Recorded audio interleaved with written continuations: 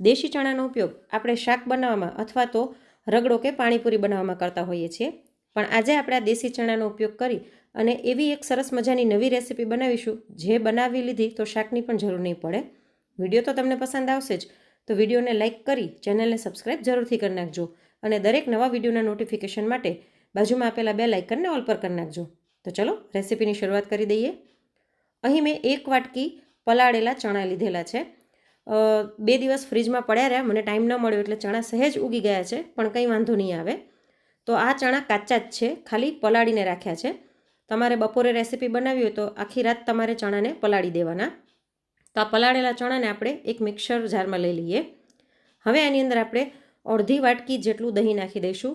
દહીં ખાટું ન હોય, સાવ મોરું હોય તેવું લેવાનું. અને પાણી નાખ્યા વગર આ બંનેને આપણે પીસી લઈએ. તો ચણા આપણા એકદમ સરસ પલળી ગયેલા હતા એટલે સરસ આ પેસ્ટ બની ગઈ છે. જો જરાય દાણો આખો નથી, અને આવી જ ઘાટી પેસ્ટ આપણે અત્યારે રાખીશું આની. તો હવે આ પેસ્ટને આપણે સાઈડમાં રાખી દઈએ અને એક મસાલો તૈયાર કરીશું. તો ખાંડણીમાં અડધીથી પોણી ચમચી આખું જીરું, 1 ચમચી આખા ધાણા, 1 મોટી ચમચી લસણની કળીઓ, 1 ઇંચ આદુનો ટુકડો લઈ લઈશું. અહીં તમે લસણ ન ખાતા હોય તો સ્કીપ કરી શકો છો. સાથે તીખાશ માટે અહીં મેં સૂકા લાલ મરચાં લીધા છે, જે બોરિયા મરચાં આવે તે લીધેલા છે. તમારે સૂકા મરચાં ન નાખવા હોય તો એની બદલે તમે ગ્રીન મરચાં પણ લઈ શકો છો, પણ આનો ટેસ્ટ વધારે સરસ આવે છે. સાથે કોણી દાંડલી સહિત આપણે થોડીક કોથમીર લઈ લઈએ અને આ બધાને આપણે ખાંડી લઈશું. કોથમીરને ધોઈને પછી મેં લીધેલી છે. તો જો આ બધું જ સરસ ખંડાઈ ગયું છે. આવી જ અધકચરી આપણે પેસ્ટ રાખવાની છે, એટલે આપણે મિક્સરમાં આને ગ્રાઇન્ડ નથી કરી રહ્યા. હવે આની અંદર આપણે 5 ચમચી હળદર, 1 ચમચી ધાણા જીરું, અડધીથી પોણી ચમચી લાલ મરચું પાવડર નાખી દઈશું, કેમ કે આપણે સૂકા લાલ મરચાં પણ લીધેલા છે એટલે તીખાશ બહુ વધારે ન થઈ જાય. સાથે 5 ચમચી જેટલો ગરમ મસાલો નાખી આની અંદર થોડુંક પાણી નાખીને આ બધાને બરાબર મિક્સ કરી લઈશું. તો એકદમ સરસ આપણી મસાલાની પેસ્ટ બનીને તૈયાર થઈ ગઈ છે. હવે આપણે એક જાડા તળિયાવાળી પેન લઈ લઈશું. તેની અંદર 2 ચમચી જેટલું તેલ લઈ લઈએ. તેલ ગરમ થાય એટલે અડધી ચમચી જેટલી રાઈ નાખી દઈશું. સાથે અડધી ચમચી જીરું નાખી દઈએ. રાઈ અને જીરું બંને સરસ ફૂટી જાય એટલે ઝીણી સુધારેલી ડુંગળી નાખી દઈશું. તો એક મોટી ડુંગળીને મેં ઝીણી સુધારીને લઈ લીધી છે. મીડિયમ ફ્લેમ પર આપણે ડુંગળીને સાધારણ બદામી કલરની થાય ત્યાં સુધી સાંતળી લઈશું. તો અહીં આપણી ડુંગળી સરસ સંતળાઈ ગઈ છે. તો હવે આની અંદર ઝીણું સુધારેલું ટમેટું નાખી દઈએ. તો 1 ટમેટાને મેં ઝીણું સુધારીને લઈ લીધું છે. સાથે 2 લીલા મરચાં લાંબી ચીરીઓમાં સુધારેલા નાખી દઈશું અને સ્વાદ પ્રમાણે મીઠું નાખી દઈએ. આ બધાને બરાબર મિક્સ કરી લઈએ. મેં મરચાં લાંબી ચીરીઓમાં એટલે સુધાર્યા છે કે ખાતી વખતે કાઢવા હોય તો અલગથી કાઢી શકે. તમે ઝીણી કટકી કરીને પણ લઈ શકો છો. હવે આને ઢાંકીને સ્લો ફ્લેમ પર થોડી વાર થવા દઈએ. તો લગભગ 1 થી 1.5 મિનિટ જેવું થયું છે અને આપણા ટમેટાં સરસ ચડી ગયા છે. તો આપણે ચમચાની મદદથી ટમેટાને સાધારણ મેશ કરી લઈશું.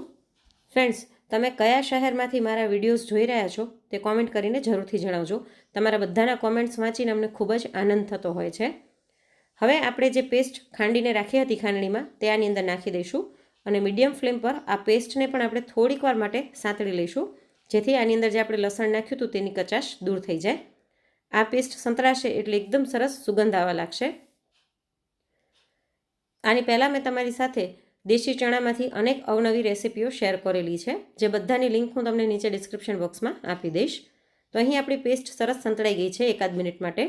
તો હવે આપણે જે ચણા ગ્રાઇન્ડ કરીને રાખ્યા હતા મિક્સરમાં તે આની અંદર નાખી દઈએ અને આને પણ બરાબર મિક્સ કરી અને સ્લો ફ્લેમ પર 1 મિનિટ માટે સાંતળી લઈશું. તો 1 મિનિટ માટે આ પેસ્ટ પણ સંતળાઈ ગઈ છે.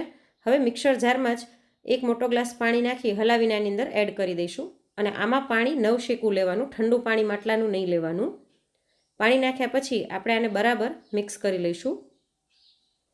બરાબર મિક્સ કર્યા પછી હજી આની અંદર મોટો 1 ગ્લાસ હું પાણી એડ કરું છું અને આને મિક્સ કરી લઈશું. આ જેમ જેમ ઉકળશે એમ થોડુંક હજી ઘાટું થશે. તો હજી આની અંદર આપણે 1 થી 1.5 ગ્લાસ જેટલું પાણી એડ કરી દઈશું. હવે આપણે ડુંગળી સાંતળી ત્યારે તો મીઠું નાખ્યું જ હતું, પણ પછી પેસ્ટ અને પાણી બધું ઉમેર્યું એટલે એના ભાગનું થોડુંક મીઠું આપણે એડ કરી દઈશું. અને આને બરાબર મિક્સ કરી લઈએ. બરાબર મિક્સ કર્યા પછી હવે ગેસની ફ્લેમ મીડિયમ રાખી અને આને આપણે 7 થી 8 મિનિટ માટે ઉકળવા દેવાનું છે. અને ઉકળશે એમ થોડું થોડું ઘટ થઈ જશે. તો જો 8 મિનિટ જેવું થઈ ગયું છે. વચ્ચે વચ્ચે આને 1-2 વખત આપણે હલાવતું રહેવાનું, નહીં તો નીચે ચોંટી જશે. તો જે એકદમ સરસ ઘટ આવી કન્સિસ્ટન્સીની આપણી કઢી કયો કે દાળ કયો તૈયાર થઈ ગઈ છે. જેમ આપણે અડદની દાળને રોટલા ખાતા હોઈએ એમ આ દાળ સાથે તમે રોટલા, રોટલી, ભાખરી, પરોઠા ગમે તે ખાઈ શકો છો ચડાવીને. ખૂબ જ ટેસ્ટી લાગે છે. અને આની અંદર દહીં મોરું હતું એટલે મેં ગળપણ એડ નથી કર્યું, પણ તમે ઈચ્છો તો થોડુંક ગળપણ એડ કરી શકો છો. છેલ્લે આની અંદર 1 મુઠ્ઠી જેટલી ઝીણી સુધારેલી કોથમીર નાખીને આને મિક્સ કરી નાખીશું.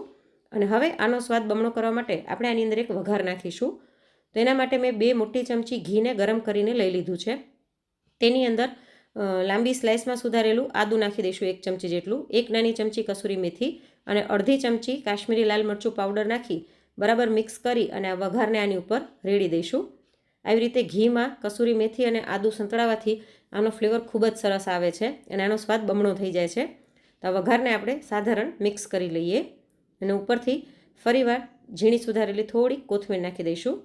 તો હવે ગરમા ગરમ આને સર્વ કરી દઈએ. અત્યારે મેં આને ભાત સાથે સર્વ કર્યું છે, પણ મેં તમને કીધું એમ તમારે શાક ન બનાવવું હોય તો રોટલા સાથે પણ આને સર્વ કરી શકો છો. આની અંદર રોટલી કે રોટલો ચોળીને ખાવામાં પણ ખૂબ જ ટેસ્ટી લાગે છે. તો દેશી ચણાની આ નવી રેસીપી તમને કેવી લાગી તે મને કોમેન્ટ કરીને જરૂરથી જણાવજો. અને જો રેસીપી ગમી હોય તો લાઈક કરીને વધુમાં વધુ શેર પણ કરજો. જલ્દી જ મળીશું નવી રેસીપી સાથે. Thanks for watching.